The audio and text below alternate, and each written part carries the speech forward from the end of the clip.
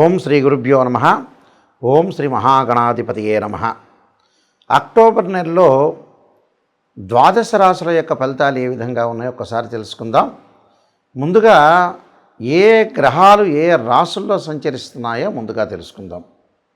ముఖ్యంగా శని మీనరాశిలో వక్రస్థితిలో ఉండటం, రాహు కుంభరాశిలోను, కేతు సింహరాశిలో సంచారం చేయడం జరుగుతుంది. ముఖ్యంగా ప్రధానంగా గురువు అక్టోబర్ మాసంలో 18వ తారీఖు వరకు కూడా మిథున రాశిలో సంచారం చేసి 18వ తారీఖు నుంచి కర్కాటక రాశిలో ప్రవేశం జరుగుతుంది. అంటే అది అతిచారము అంటారు. కర్కాటక రాశిలోకి ప్రవేశించడం అనేది జరుగుతుంది.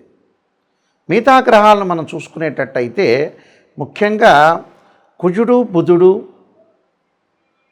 తులారాశిలో సంచారం చేయటం, అక్టోబరు ప్రథమార్థంలో శుక్రుడు సింహరాశిలోను, ద్వితీయార్థంలో కన్యారాశిలోను సంచారం చేయటం, రవి ప్రథమార్థంలో కన్యారాశిలోను, అలానే ద్వితీయార్థంలో వచ్చేటప్పటికల్లా అంటే అక్టోబర్ 18వ తారీఖు తర్వాత రవి తులారాశిలో సంచారం చేస్తారు.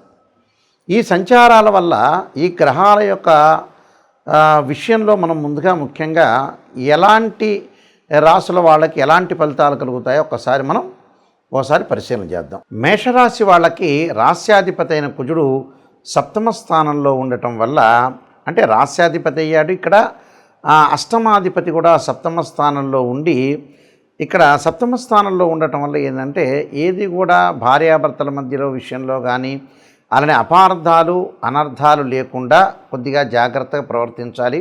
అంటే ఏది కూడా చిన్న చిన్న విషయాలు ప్రతి విషయంలో కూడా మనం ఏది కూడా అపార్థం చేసుకుండా కొంత భార్యాభర్తల సఖ్యతతోటి చాలా ఇంపార్టెంట్గా ఉండటం చాలా మంచిది. దానితో పాటు మిగతా గ్రహాలను మనం చూసుకునేటట్లయితే ముఖ్యంగా మనకి గురువు యొక్క బలాన్ని మనం చూసుకుందాం. అంటే గురువు తృతీయ చతుర్థాల్లో ఉంటాడు. అంటే 18వ తారీఖు నుంచి కూడా గురువు అతిచారంలో ఉండి కర్కాటక రాశిలోకి ప్రవేశం చేయటం వల్ల కూడా కొంత ఆర్థిక పరంగా ఇబ్బందులు లేకుండా చూసుకోండి. పొదుపును పాటించండి. ఫైనాన్షియల్ పరంగా ఎవరికీ కూడా డబ్బులు ఇచ్చే ప్రయత్నం అనేది చేయొద్దండి. ఎందుకంటే ఉద్యోగపరంగా అనుకూలంగా ఉన్నా వీళ్ళకి ఏదైతే ఫైనాన్షియల్ పరంగా వాళ్ళకి ఏరే వాళ్ళకి ఇచ్చి వీళ్ళు ఇబ్బంది పడే అవకాశం అనేది ఉంటుంది. కాబట్టి ఇబ్బంది పడకుండా చూసుకోవడం అనేది చాలా మంచిది. అలానే మిగతా గ్రహాలని మనం చూసుకునేటట్టయితే శుక్రగ్రహము పంచమ షష్టమాల్లో ఉంటాడు. అంటే శుక్రుడు వచ్చేటప్పటికల్లా సింహరాశిలో ప్రథమార్థంలో ఉండటం, అలానే ద్వితీయార్థంలో షష్టమ స్థానంలో ఉండటం వల్ల కొంత వివాహ ప్రయత్నాలు సఫలీకృతం కావటం, అలా సుఖాన్ని సౌఖ్యాన్ని భోగాన్ని అనుభవించే అవకాశాలు ఎక్కువగా ఉంటాయి. కాబట్టి ఇక్కడ శుక్రుడు వల్ల పెళ్లి యొక్క ప్రయత్నాలు చేస్తే వాళ్ళకు అనుకూలంగా ఉండే అవకాశాలు ఖచ్చితంగా ఉంటాయి. అలానే వివాహాది శుభ కార్యక్రమాల్లో కూడా వీళ్ళు పాల్గొనే అవకాశాలు ఎక్కువగా ఉంటాయి.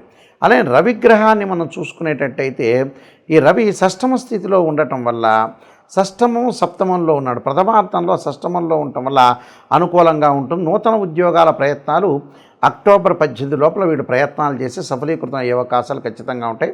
రాబడి ఆదాయం కూడా బాగా పెరిగే అవకాశాలు ఎక్కువగా ఉంటాయి. అలానే శుక్రగ్రహాన్ని మనం చూసుకునేటట్లయితే ఈ శుక్రుడు వల్ల నేను ఇందాక చెప్పినట్టుగా అనుకూలమైన ఫలితాలు వచ్చే అవకాశాలు ఎక్కువగా ఉంటాయి. అలానే బుధుడు విషయానికి మనం వస్తే బుధగ్రహం వల్ల కూడా మంచి ఫలితాలు జరిగే అవకాశాలు ఎక్కువ ఉంటాయి. ఎందుకంటే తృతీయాధిపతి అయ్యాడు. తృతీయాధిపతి షష్టమాధిపతి అయిన బుధుడు ముఖ్యంగా సప్తమ స్థానంలో ఉండటం వల్ల కొంత వ్యాపార పరంగా కొంత తక్కువగా పెట్టుబడి పెట్టి వ్యాపారాన్ని చేయాలి. ఎక్కువగా పెట్టుబడి పెట్టడం వల్ల కూడా అనవసరమైన అనర్థాలకి అనవసరంగా డబ్బులు కోల్పోనే అవకాశాలు ఎక్కువ ఉంటాయి. కాబట్టి కోల్పోకుండా ఉండటం చాలా మంచిది. అలా శని యొక్క బలం వల్ల ధనలాభం కలిగే అవకాశాలు ఎక్కువగా ఉంటాయి. అలా రాహు యొక్క బలం వల్ల విదేశాలకు వెళ్ళే అవకాశాలు బాగా ఎక్కువగా లభించే అవకాశాలు ఉంటాయి. అక్కడ గ్రీన్ కార్డు కూడా వచ్చే అవకాశాలు ఎక్కువగా ఉంటాయి. అలానే కేతు యొక్క బలం వల్ల కూడా వీళ్ళకి కొంచెం సంతానపరంగా కొంత ఇబ్బందులు కలిగే సూచనలు బాగా ఎక్కువగా ఉంటాయి. కాబట్టి నేను చెప్పబోయే కొన్ని రెమెడీస్ అనేవి మీరు పాటించండి. ముందుకు వెళ్ళటం వల్ల మీకు మంచి జరిగే అవకాశాలు ఖచ్చితంగా ఉంటాయి. ఈ రాశివారు ముఖ్యంగా కొన్ని ప్రత్యేకంగా రెమెడీస్ అనేవి అనుసరించాలి. ఆ రెమెడీస్లో నేను కొన్ని పరిహారాలు చెప్తాను. ఆ పరిహారాలు పాటిస్తే మంచి జరిగే అవకాశాలు ఖచ్చితంగా ఉంటాయి. ఎందుకంటే ఈ రాశి వాళ్ళు ముఖ్యంగా సూర్యుడి యొక్క నమస్కారాలు చేయటం మంచిది. ఈ అక్టోబర్ మాసాల్లో 4 ఆదివారాల పూట కూడా 4 ఆదివారాలు ప్రాతకాలంలో సూర్యుడు ఉదయించే సమయంలో సూర్యుడి యొక్క ప్రార్థన చేయాలి. సూర్యుడి యొక్క ప్రార్థన చేయటంలో చాలా మంచి మంత్రం ఏమిటంటే సూర్యగాయత్రి మంత్రం అంటాం మనం. ఈ సూర్యగాయత్రి మంత్రం వల్ల ఏం జరుగుతుంది అంటే ఉద్యోగపరంగా ఇబ్బందులు లేకుండా ఉంటారు, నూతన ఉద్యోగాలు లభించే అవకాశం ఉంటుంది, ఆరోగ్యం మహాభాగ్యం అని ఆరోగ్యం పరంగా కూడా ఇబ్బందులు లేకుండా ఉండే అవకాశాలు ఖచ్చితంగా ఉంటాయి. కాబట్టి ఆరోగ్యం కానీ ఉద్యోగం కానీ అనుకూలంగా ఉండాలంటే సూర్యగాయత్రి మంత్రాన్ని సూర్యుడి యొక్క స్తోత్రపరణం చేయాలి. సూర్యగాయత్రి మంత్రంలో అతి పవర్ఫుల్ అయిన మంత్రం ఏంటంటే ఆదిత్యాయ విద్మహే సహస్రమూర్తాయ ధీమహి తన్నో భాను ప్రచోదయాత్ అనే మంత్రాన్ని చదవాలి. దాంతోపాటు ఓం ఆదిత్యాయ విద్మహే సహస్ర కిరణాయ ధీమహి తన్నో సూర్య ప్రచోదయాత్ అనే మంత్రాన్ని చదివితే మనకు ఖచ్చితంగా మంచి జరిగే అవకాశాలు ఖచ్చితంగా ఉంటుంది.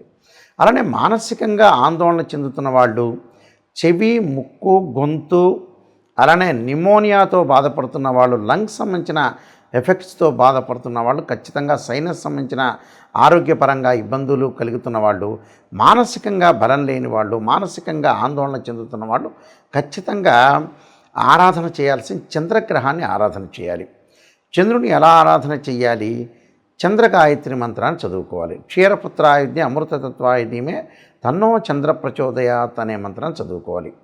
రియల్ ఎస్టేట్ కానీ అలానే అగ్రికల్చర్ ల్యాండ్స్లో కానీ రైతులు కానీ బిల్డర్స్ కానీ కెమికల్ కంపెనీస్ వాళ్ళు కానీ డాక్టర్స్ కానీ కోర్టు వ్యవహారాలు పోలీస్ స్టేషన్ వ్యవహారాల్లో చిక్కుకున్న వ్యక్తులు అలానే ఏదైతే ఆస్తిపాస్తుల గురించి గొడవలు అన్నదమ్ముల మధ్యలో గొడవలు ఉన్న వాళ్ళు తప్పకుండా సుబ్రహ్మణ్య స్వామి యొక్క ఆరాధన చేయాలి.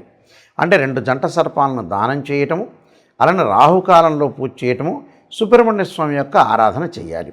సుబ్రహ్మణ్య స్వామిని చుట్టూ ప్రదర్శన చేసేటప్పుడు తప్పకుండా తత్పురుషాయ విద్యే మహాసేనాయ ధీమహి తన్నో షణ్ముఖ ప్రచోదయాత్ అనే మంత్రాన్ని చక్కగా చదువుకోవటం వల్ల మనకున్న గొడవలు తగాదులు ఇలాంటివన్నీ కూడా పరిష్కారం జరిగే అవకాశాలు ఖచ్చితంగా ఉంటాయి. అలానే వీళ్ళు బుధగ్రహం అంటే బుద్ధిబలం పెరగటానికి, లౌకిక జ్ఞానం పెరగటానికి, అలానే గణిత శాస్త్రంలో ప్రాధాన్యత పెరగటానికి, లెక్కల్లో పిల్లలు విద్యార్థులు వీక్గా ఉన్న వ్యక్తులు వ్యాపారపరంగా అనుకూలంగా ఉండాలంటే ఖచ్చితంగా విష్ణు సహస్రనామ పారాయణంతో పాటు ఓం యక్షాయ కుబేరాయ వైశ్రవణాయ ధనధాన్యాధిపతే ధనం ధాన్యం సమృద్ధిమే దేహిమే దాపయిస్వ అనే మంత్రాన్ని చక్కగా బుధవారం రోజున ప్రాతకాలంలో 11 సార్లు చదవటం చాలా మంచిది. అలానే విద్య యందు అనుకూలంగా లేకపోవటం, విద్య పిల్లలకి మర్చిపోవటం చదివినంతా కూడా, అలానే ధనపరంగా ఇబ్బందులు కలుగుతున్న వాళ్ళు, మొండి బాకీలు వసూలు కాని వాళ్ళు, ఉద్యోగ ప్రయత్నాలు కూడా అనుకూలంగా లేని వాళ్ళు, అలానే ఫైనాన్షియల్ పరంగా ట్రబుల్స్ ఉన్న వ్యక్తులు ఎవరైతే ఉంటారో వాళ్ళందరూ కూడా సంతానపరంగా ఇబ్బందులు కలిగిన వ్యక్తులు ఎవరైతే ఉంటారో వాళ్ళందరూ కూడా తప్పకుండా దత్తాత్రేయ స్వామి పారాయణం దత్త కవచాన్నితో పాటు ఓం దేవానాంచ ఋషీనాంచ గురుకాంచన సన్నిభం బుద్ధిమతం త్రిలోకేశం తమ నమామి బృహస్పతిం అనే మంత్రాన్ని చక్కగా చదువుకోవటం వల్ల కూడా వీళ్ళకి మంచి జరిగే అవకాశాలు ఖచ్చితంగా ఉంటాయి. అలానే వివాహం కాని స్త్రీ పురుషులు ఎవరైతే ఉంటారో మాకు వివాహాలు కావట్లేదు, దగ్గరికి వచ్చినట్టు వచ్చి వెళ్ళిపోతున్నాయనే వ్యక్తులు అమ్మవారి యొక్క ఆరాధన చేయాలి. అమ్మవారి యొక్క ఆరాధనతో పాటు మహాలక్ష్మి అంటే మహాకాళి, మహాలక్ష్మి, మహాసరస్వతిని ప్రార్థన చేయాలి. అలానే కాత్యాయనాయుధ్యే కన్యాకుమారి ధీమహి తన్నో దుర్గి ప్రచోదయాత్ అనే మంత్రాన్ని చదవటం వల్ల శీఘ్రంగా వివాహం జరిగే అవకాశాలు ఉంటాయి. అలానే శుక్రవారం రోజున బొబ్బర్లు దానం చేయటం, వీలైతే బొబ్బర్లు ఆవుకు పెట్టే అవకాశం అనేది చూసుకోవాలి. అలానే వీలైతే శుక్ర జపం చేయించటం, అలానే అబ్బాయిలు వివాహం కాలేదంటే వరపాశుపతాస్త్ర అంటే కన్యాపాశుపతాస్త్ర రుద్రాభిషేకం, అమ్మాయిలు వచ్చేటప్పటికల్లా అంటే అబ్బాయిలు వచ్చేటప్పటికల్లా ఈ శుక్రుడి గురించి మళ్ళీ రిపీట్గా చెబుతున్నాను చూడండి ఒక్కసారి. శుక్రగ్రహం నుంచి మళ్ళీ చెబుతున్నా. ఎవరైతే అమ్మాయిలకు వివాహం కావట్లేదో, అబ్బాయిలకు వివాహం కాకపోతుంటే వీళ్ళు శుక్రగ్రహం యొక్క అనుకూలత ఉండాలి. శుక్రుడు కళత్రకారకుడు, వివాహకారకుడు, సుఖాన్ని భోగాన్ని సౌఖ్యాన్ని ఇచ్చేవాడు శుక్రుడు.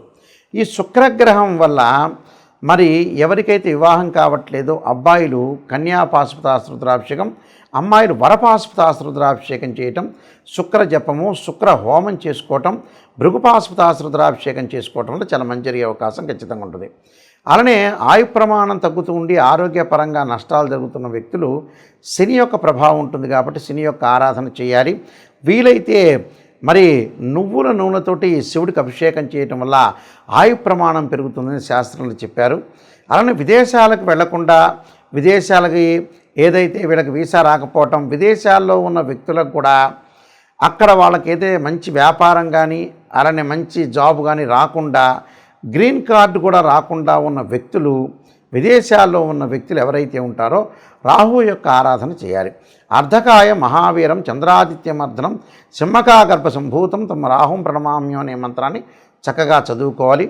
అలానే జ్ఞానవృద్ధి లేకుండా, ఎక్కడైనా సరే ఆధ్యాత్మిక చింతన లేకుండా మొండిగా ఉండి కోపాన్ని బాగా ఎక్కువగా తగ్గించుకోలేని వ్యక్తులు, కోప్పడుతుంటే చికాకులు కలిగి అలానే గొడవలు పడుతున్న వ్యక్తులు ఎవరైతే ఉంటారో వాళ్ళు కేతు యొక్క ఆరాధన చేయాలి. కేతువుకు అధిష్టాన దేవత అయిన గణపతి యొక్క ఆరాధన చేయాలి. గణపతిని గకార స్తోత్రంతో గరికతోటి పూజ చేయటం వల్ల వాళ్ళకి జీవితంలో ఉండే విఘ్నాలన్నీ కూడా తొలగిపోయే అవకాశం ఖచ్చితంగా ఉంటుంది. ఈ రాశి వాళ్ళందరికీ కూడా శ్రీ పరమేశ్వరుడి యొక్క అనుగ్రహాన్ని ఉండాలని ఆశిస్తూ, మీ అందరికి కూడా మంచి జరగాలని ఆశిస్తూ సర్వే జనా సుఖినో భవంతు.